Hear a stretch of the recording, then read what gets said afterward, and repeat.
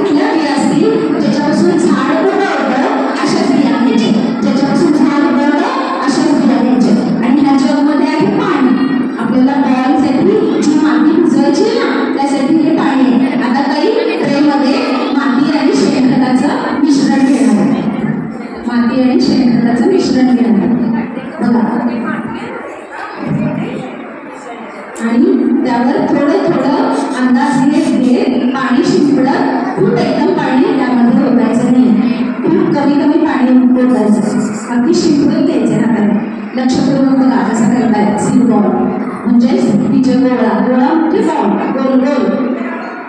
आता ती माती छान हाताने या सगळ्या मिसळून घेतात. जशी आई पोळ्या करायसाठी कणी तुटते की नाही पिठाची कणी, तशीच आपल्याला ह्या मातीची छान गोळा तिंबून घ्यायचा हाताने. अशा 5 बोटांची शक्ती लावायची. जशी आपण कागद चुरकायला होतं ना, त्यासाठी जशी शक्ती लावली होती तशीच 5 बोटांची या तळहाताची शक्ती लावून तो मातीचा गोळा आपल्याला तयार करायचा. आणि तो गोळा तयार करत असताना निरीक्षण करा ताई बघा, गोल गोल दोन्ही हाताने लाडू कसा वळतात तसा गोळा वळताय. आणि आता त्या गोळ्यामध्ये एक बी घालताय. त्याच्याबरोबर मध्यभागी फोडताय. त्या गोळ्याच्या पोटात तर दाखवताय. त्या आकांक्षाताई दाखवताय चिंचेचं बी आणि शुभांगीताई दाखवताय जांभळाचं बी. तर ते जांभळाचं बी आणि चिंचेचं बी त्या मातीच्या गोळ्याच्या अगदी पोटामध्ये हे बघा, ते बघा, हे बघा कसा बसतोय तो पोटात जाऊन. बी कसं पोटात जाऊन बसणार आहे, दिसतंय काय? दिसलं? तर ते बी आपल्याला असं त्या मातीच्या गोळ्याच्या पोटात घालायचंय आणि पुन्हा ती बी आतमध्ये बंद करून टाकायची. वरून सगळी मातीचा पुन्हा लाडू लाडू लाडू लाडू गोल गोल लाडू गोल गोल लाडू सुंदर सीड बॉल तयार होणार आहे. बघा आता बी दिसतंय का? बघा बरं कुठून नाही तुम्हाला दिसतंय का? बी ते बी काय माहिती का? त्या मातीच्या गोळ्याच्या आत गेलं मध्यभागी पोटामध्ये. आणि आता हळूच आपण बघा आकांक्षाताईचा पण बॉल तयार झाला. असं पोटाने हाताची शक्ती लावून व्यवस्थित गोल गोल लाडू आपल्याला वळून घ्यायचे. असे आपल्याला घरी 5-5 सीड बॉल तयार करायचे. प्रत्येकाने 5 सीड बॉल आज घरी तयार केलेच पाहिजे, कळलं? आणि ताईंना छान छान फोटो पाठवायचे. मग तुमच्याकडे कुठलाही बी असतो, सीताफळाचे, जांभळाचं, चिंचोका, नाहीतर अजून वेगवेगळे खूप बी असतात ज्याच्यापासून वृक्ष तयार होतो, ज्याच्यापासून वृक्षारोपण केलं की त्याचं झाड उगवतं. अशाच बिया घ्यायच्या. आणि मग आपण कुठे कुठे सहलीला जातो, फिरायला जातो. पावसाळ्याच्या दिवसात सुट्टी असली की जिथे सहलीला जातो ना, तिथे सहलीला गेल्यावर डोंगरावर, माळरानात जमीन असते की नाही, त्या जमिनीवरती एक सीड बॉल असा ठेवायचा. तिथे ठेवून यायचं. मग काय होणार आहे, छान पावसाळ्यात पाऊस पडणार. ते बी हळूहळू हळू जमिनीत रुजणार आणि मग काही दिवसांनी त्याला असं छोटासा अंकुर येणार. मग असं छोटं देठ येणार, छोटी छोटी छोटी पानं येणार. मग हळूहळू जसं पाऊस मिळेल, खत मिळेल, वारा, ऊन हे सगळं महत्वाचं असतं झाड उगवण्यासाठी. मग हळूहळू त्याचं असं छोटं छोटं छोटं रोप होणार. अजून मोठं, तुम्ही कसे मोठे होताय ना हळूहळू हळूहळू तसं त्याचं पण मोठं झाड वृक्ष होणार तयार. वृक्ष, वडाचा वृक्ष, चिंचेचा वृक्ष, नारळाचा वृक्ष, कुठे आंब्याचा वृक्ष. आंब्याची कोय माहिती का तुम्हाला? त्याला कोय म्हणतात. आंब्याच्या बिला कोय म्हणतात. ती बी सुद्धा म्हणजे कोय सुद्धा आपण जर रुजवली त्याचा पण असा मोठा सीड बॉल करू शकता. असा मोठा बॉल करू शकता आंब्याच्या कोळीपासून. पण आताच आपण भरपूर आंबे खाल्ले, त्यामुळे बऱ्याच जणांकडे आंब्याच्या कोळी असतील, जांभळाच्या बिया असतील, चिंचेच्या बिया असतील. तर तुम्ही त्या गोळा करायच्या आहेत आणि प्रत्येकाने 5 सीड बॉल तयार करायचे. 5 सीड बॉल म्हणजेच बीज गोळा. 2 नाव आहे त्याची. मराठी नाव बीज गोळा. काय म्हणायचं? बीज गोळा. काय म्हणायचं?